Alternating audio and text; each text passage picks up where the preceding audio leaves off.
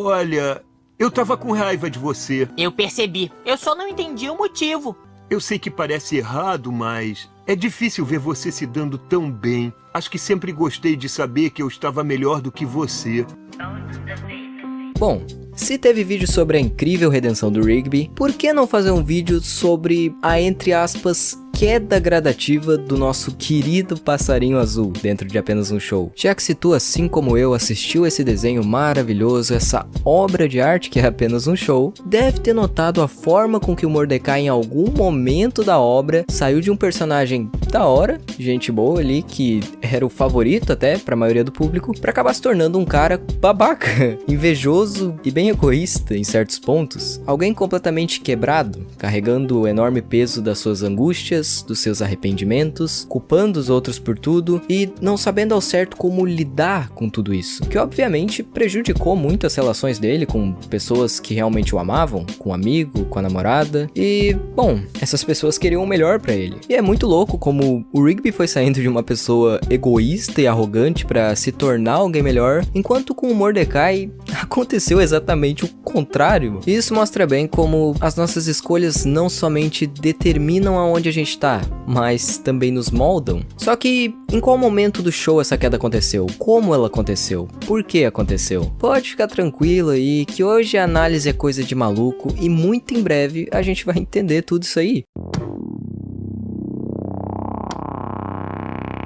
Pra alguém ter uma queda, antes essa pessoa já teve que estar no alto, ou ao menos de pé, né? E é aí que entra a melhor fase do Mordecai, no começo de apenas um show, o momento que ele tava, digamos assim, no alto. Sabe aquela representação do anjinho e do diabinho no ombro de uma pessoa que tá muito indecisa sobre alguma escolha ou atitude que vai tomar? Então ela precisa optar por ouvir o lado bom da sua consciência falando, ou então o lado ruim. A gente pode dizer que nessa fase, a dinâmica dos dois se resumia ao Rigby escolhendo a ideia do diabinho na maior parte do tempo e o Mordecai normalmente escolhendo a do anjinho, que constantemente fazia com que o nosso amigo Mordo fosse retratado como a voz da razão entre os dois, o cara que tava certo. Por mais que também fosse bastante irresponsável e infantil que nem o Rigby, ele ainda assim era menos, não era um babaca na maior parte do tempo e na maioria das vezes não era quem tinha ferrado com tudo e iniciado o problema para começo de conversa, mas por causa das atitudes do Rigby acabava sendo culpado junto. E muitas vezes correndo o risco de ser demitido por algo que ele nem era o responsável por ter feito. E, na verdade, até tentou impedir que acontecesse. E é claro que nessa fase existiram alguns episódios que o Mordecai foi o babaca e causou o problema, mas a questão é que na grande maioria das vezes, não. E esse comportamento basicamente tornava o Mordecai a parte moral daquela dupla. A parte que tinha empatia e se preocupava minimamente com as outras pessoas que podiam sair prejudicadas com os problemas que eles causavam. A parte mais inteligente e sensata que quase sempre ia contra as ideias do Rigby, porque essas ideias iam contra as dele e eram más na sua visão. Tudo isso fazia com que Mordecai fosse visto pela gente como um cara do bem, divertido e muito mais amável no geral, consequentemente o tornando favorito.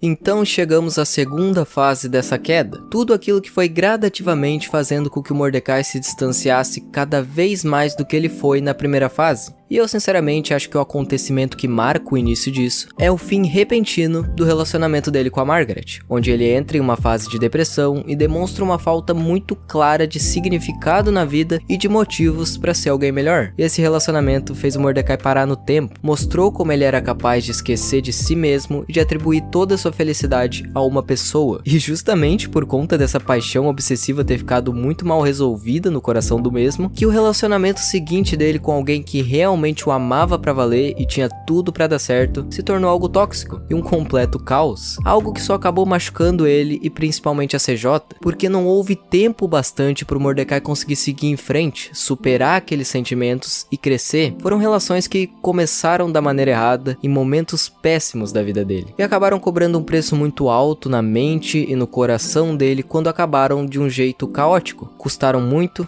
e tiraram muito. Foram relações que, ao invés de fazer bem pro Mordecai e despertar o seu melhor lado, acabaram deixando ele estagnado e vazio. Mostraram pro público como ele era capaz de ser alguém egoísta, infiel, babaca e um péssimo amigo. Simplesmente deixou visível o pior do personagem de uma forma escancarada. Então ele acabou se perdendo em meio a essa constante busca pela felicidade, esse apego ao passado, esse pensamento de que era um fracassado que tinha desperdiçado a vida. Além de, claro, todas essas frustrações a respeito do amor e da falta de um desfecho que carregava consigo. Esse era o fardo dele. Todas essas coisas foram envenenando Mordecai de forma lenta, porém contínua, até que finalmente chegasse na fase final da sua queda. O momento que o desenho esfrega na nossa cara e na do Mordecai os resultados de todas aquelas escolhas e erros que tinha cometido até ali. A 7ª temporada de Apenas um Show, para ser mais específico, o primeiro e o último episódio dela.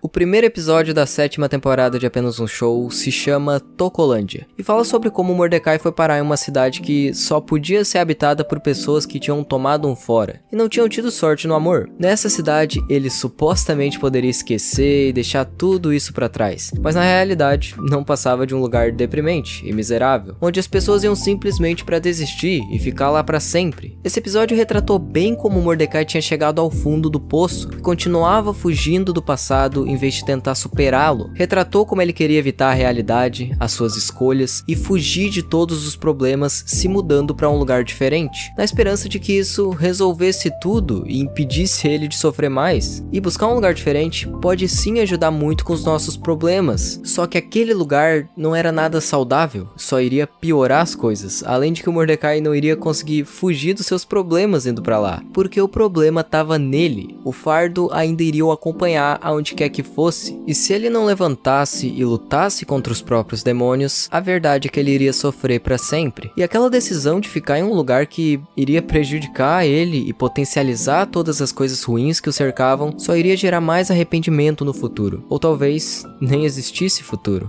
E por fim, a gente tem o último episódio da 7ª temporada, o especial da formatura do Rigby. E esse é um episódio que não tem nenhuma dó do Mordecai. Ele vai lá e compara os frutos das atitudes e decisões dele e do amigo ao longo do tempo, e cerca o Mordecai pelas conquistas do Rigby nos últimos tempos, e como ele tinha de fato se tornado uma pessoa melhor. E ao invés do Mordecai ficar feliz por ele, demonstra claramente sua frustração e inveja pelo sucesso do amigo, já que não tinha conseguido alcançar essa felicidade na sua própria vida, e se sentia injustiçado, como se o mundo devesse algo a ele. Mas aí é que tá, não devia nada. A mais pura verdade é que o Mordecai se deu conta de que não conseguia mais se sentir melhor que o Rigby, o que até então confortava ele e sempre tinha sido assim. Como já tinha deixado muito claro naquele episódio que o Rigby cria aquele suco pra ficar esperto, ou no episódio Burro de Carga, onde o Mordecai vira um poço de arrogância. E o especial da formatura do Rigby retrata os resultados dessa arrogância, dessa ingratidão, desse egoísmo ao longo da jornada do personagem na obra. E apesar de tudo isso,